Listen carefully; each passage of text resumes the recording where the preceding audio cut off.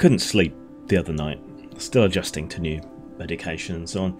And a lot of people that I used to follow on YouTube seem to have dropped out or don't make as much content anymore. So I ended up stumbling across one of Dean Esmai's Red Pill Religion streams and listening in on it. And it was about circumcision, which is a topic that I've taken some interest in. And the content appeared to largely consist of them hurling abuse at various people.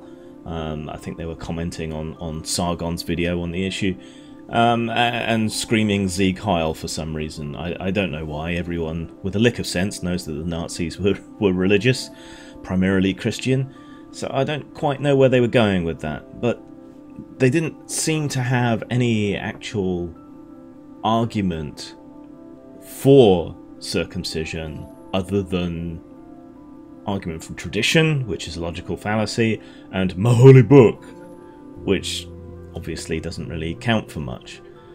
So let's just have a quick recap of the issue and why, given Iceland's recent discussion around banning circumcision, we should all probably reassess our position on it.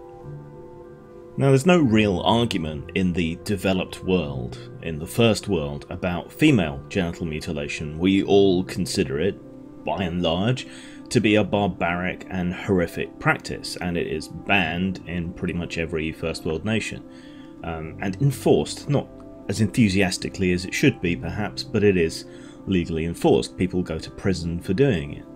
There are 4 types of female genital mutilation, the worst being type 1, the least bad being type 4, and the ones comparable to male circumcision are the least bad end of the type 3 and the type 4, which can be as little as a little prick, pardon the pun, to the clitoris, or a slight trimming of the labia, or cutting away the skin around the hood of the clitoris. So that's pretty much comparable to male circumcision. That's banned. Male circumcision isn't. About 200 million girls around the world are victims of one of these forms of female genital mutilation. I couldn't find any statistics on how that breaks down by type, but that's the extent. 1.26 billion boys have been victims of male genital mutilation. This isn't a risk-free operation even in the best of medical surroundings. There can be complications, there can be infections, kids can die, kids can lose their junk in the process. And it's not as if every circumcision that took place under surgical conditions anyway.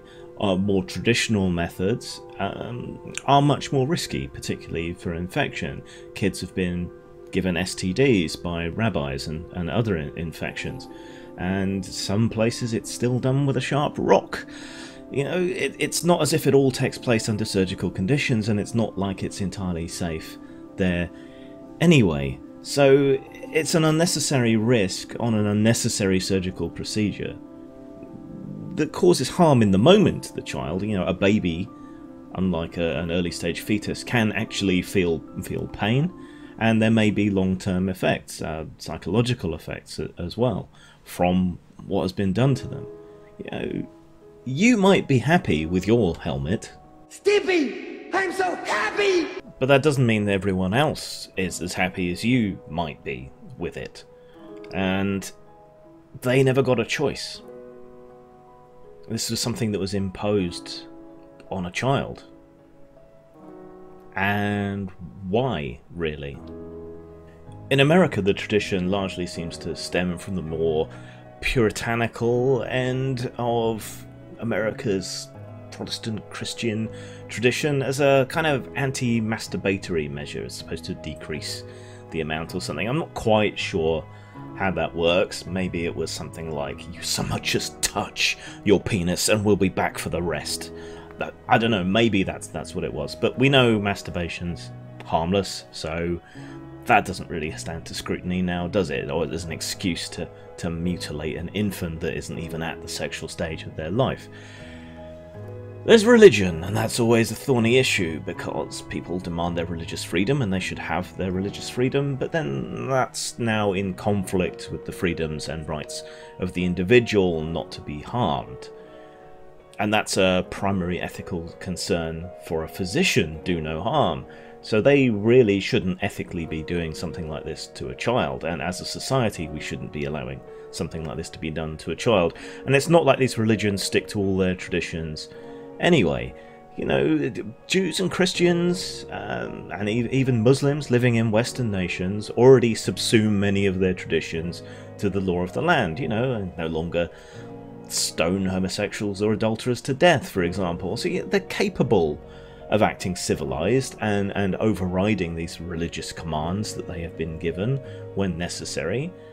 So it seems odd to persist and insist on mutilating infants, despite the law of the land in some cases, even though it's not necessarily being evenly applied. And you may have heard something about supposed medical benefits that come from circumcision, but these are really... it's apologia for doing it. It's post hoc. There is no real evidence of any real significant benefit to doing it. So it's really the equivalent of anti-vax people whining about aluminium or mercury or formaldehyde in vaccination shots. You know, there's nothing there. There's no substance to it, and any benefit is so small it barely registers in any studies, which makes it so questionable. And it doesn't appear to justify doing what you're doing. I mean, we could reduce breast cancer by removing infant girls' breast buds. Does that seem like something we should do? No, and yet this kind of excuse is trotted out when it comes to circumcision. Cleanliness is something people bring up as apologia. Look, you can tug your foreskin back and you can clean around very, very easily. It makes no difference, really. Aesthetics. This is an argument that usually comes from women, and it's just that's what you're used to.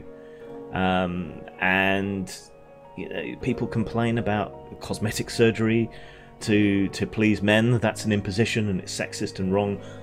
Well, having your knob cut seems to me to fall into the same kind of territory, something that we shouldn't do unless we want to. And again, this is something being imposed. You wouldn't give an infant girl breast implants now, would you? This shouldn't be a thorny ethical issue. I mean, if you're really that hell-bent on your religion, you can wait till you reach the age of majority and then elect to have a circumcision when you're an adult, if you really, really want to. You know, that so nobody's religious tradition is really impinged upon. You know, you can still believe what you like, you can still get it done if you need to. Yeah, this shouldn't be difficult. Is it right to unnecessarily violate the bodily integrity of a child with permanent damage just because? Yeah, and there wouldn't be any argument if it wasn't a tradition. You know, if I have a child and they ask me if I want them I mean, they actually ask you. Sometimes they do it anyway as a matter of course, but you know, if they asked me if I want the child circumcised, that would be, you know, a normal run-of-the-mill day in the maternity ward, you know. But if I went to a doctor and said, Doc, could you slit my child's face so that they have Joker scars, please? I mean, it's not like they're going to remember, is it? They're not going to remember the pain or anything else. And I kind of like the look. So could you do that to their face? Could you permanently scar them for me? They would quite rightly refuse and probably call some manner of child protective services on me. You know, permanently mutilating your child in that way wouldn't be permitted at all. And you can think of things that are as minor as a circumcision would be, like maybe lopping off the first joint of the little toe or something, or pulling out a toenail, or even just stringing the child upside down and spanking them with a spatula for 5 minutes or something. You know, it's none of this would be considered ethical or okay. It's only because there's this weight of tradition and the undue reverence that we give religion that this kind of horror is considered even remotely justified. The irrationality the unethical nature of what's being done should be obvious, and it blows my mind that it's not to people. The right to swing your fist ends at the tip of my nose. The right to snip your scissors ends at the start of the baby's body.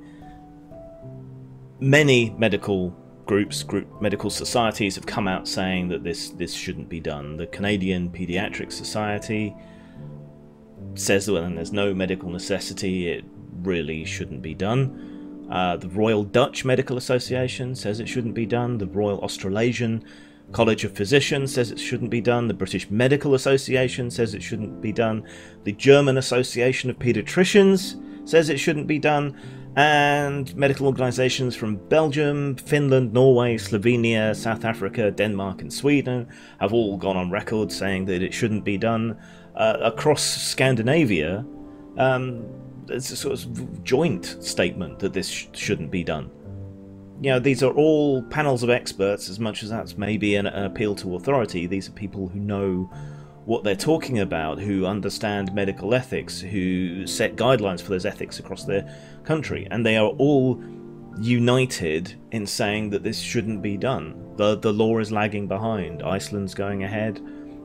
I think Denmark may be going ahead, and hopefully more will follow. This isn't an attack on your religion, it's a protection of the child, and surely that is something that we can all agree on. Zang. Ah, pretty fucked up. Pretty fucked up now. Thought she used to be pretty, but now she